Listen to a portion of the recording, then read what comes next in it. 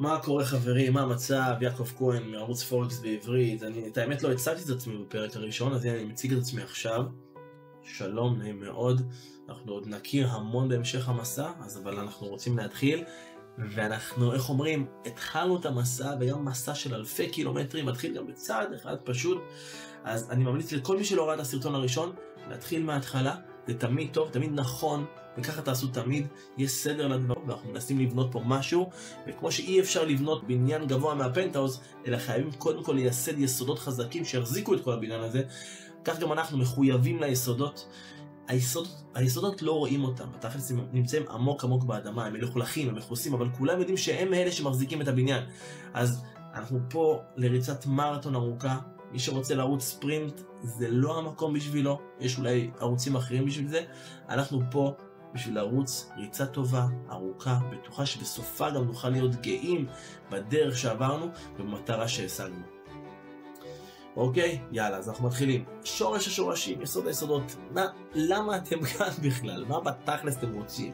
אתם רוצים כסף, אתם רוצים להרכיב אופקים, אתם רוצים מכונית יפה, בית גדול, רוצים שיהיה לכם יותר זמן, רוצים לצאת לחופשה מתי שבא לכם, רוצים להיות הבוס של עצמכם, אתם רוצים להתעשר מהר, או אולי פשוט נמאס לכם מהעבודה ואתם רוצים לשנות את אווירה. או שיכול להיות שאתם מקנאים באותו אחד צעיר שעושה מלא כסף ואתם תולים לעצמכם, למה אתם לא כאלה? מה הוא עושה יותר טוב ממני, ואיך זה שאני עם כל היכולות שלי לא יכול לייצר משהו עקבי וחזק.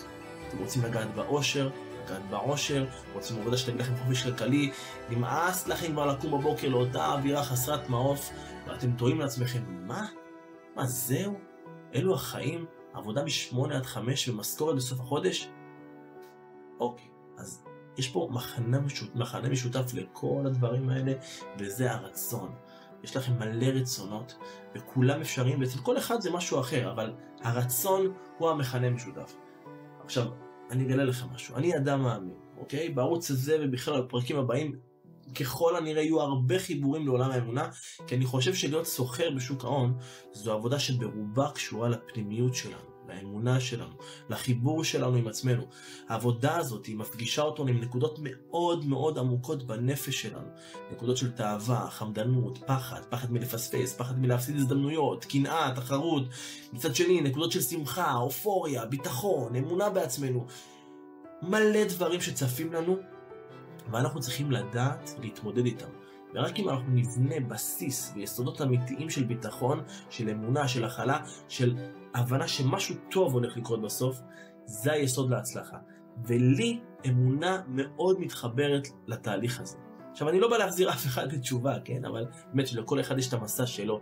אני פשוט רוצה להביא לכם כלים פרקטיים ואמיתיים, כדי שתוכלו להתמודד עם כל הצדדים הפחות טובים שלכם, וגם עם הצדדים הטובים שלכם. בקיצור, אנחנו צריכים לבוא למלחמה הזו מוכנים. מלחמת יצרים שהשוק ההון הזה מפעיל בנו בכל הכוח. אוקיי? אז בואו נחזור לרצון. הרצון הוא בעצם הדחף, הוא הדלק המניע, הוא הכוח שדוחף אותנו לעשות מלא דברים. רצון להתקדם, ללמוד, רצון להתעשר, להתחתן, לבנות משפחה, להביא ילדים, לצאת לחופשות, רצון לצאת לבלות, רצון ללמוד תורה, רצון, מלא רצונות. אז מה זה הרצון הזה בעצם? מאיפה הוא בא לנו? מה השורש שלו?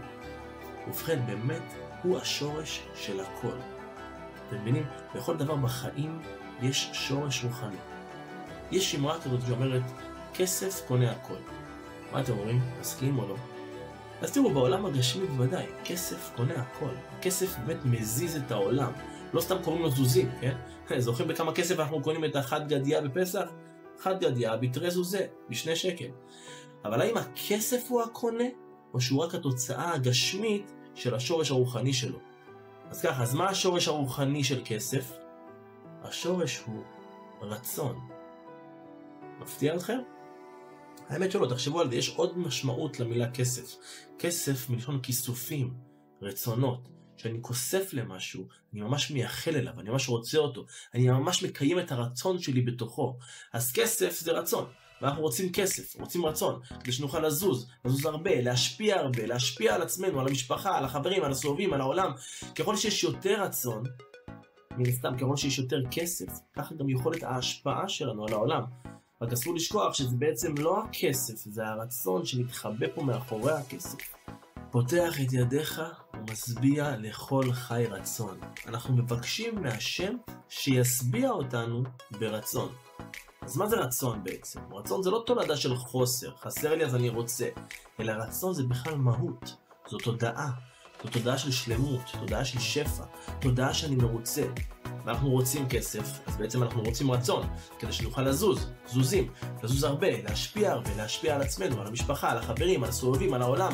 וככל שיש יותר רצון, כן, ככל שיש יותר כסף, כך גם יכולת ההשפעה שלנו על העולם גדל. אגב, אתם יודעים מה ההבדל בין רצוי למצוי, מה שנקרא בין הרצון למציאות. אם נסתכל על המילה רצוי ומצוי, נראה שזה רק הרש והמם שמבדילים ביניהם. רצוי, מצוי. אז המתקדמים שבינינו, רש בגימטריה זה 200, ומם בגימטריה זה 40. אז ההבדל בין רצוי למצוי זה בעצם 200 פחות 40. כמה זה 200 פחות 40? 160. מה זה 160 בגימטריה? יפה מאוד. זו המילה כסף. בקיצור, אתם שואלים את עצמכם מה הקשר בין כל זה למסחר בשוק ההון. אז זהו, זה הכל. במסחר בשוק ההון, כל מה שאתם צריכים להיות זה להיות עם רצון, עם תודעה של שלמות, של ריצוי, של הבנה שהכל טוב. ואז התוצר הגשמי של זה, התוצר הלוואי של זה, שאתם תעשו בתחום הזה כסף. איך נעשה את זה? מתי נעשה את זה? באיזה צורה נעשה את זה? בעזרת השם, אנחנו בסרטון הבא ממשיכים במסע שלנו לעבר היעד, לעבר הרצון שלנו, להצלחה. אוקיי? אשמח אם תעשו לייק, תשתפו גם חברים שיש בשם בעניין, תעשו עוקב שלא תפספסו את הפרק הבא, כן? אני באמת מבטיח לכם, הולך להיות סופר מעניין. אז עד אז, בעזרת השם, שיהיה אחלה יום ותהיו טובים. יאללה, נתראה.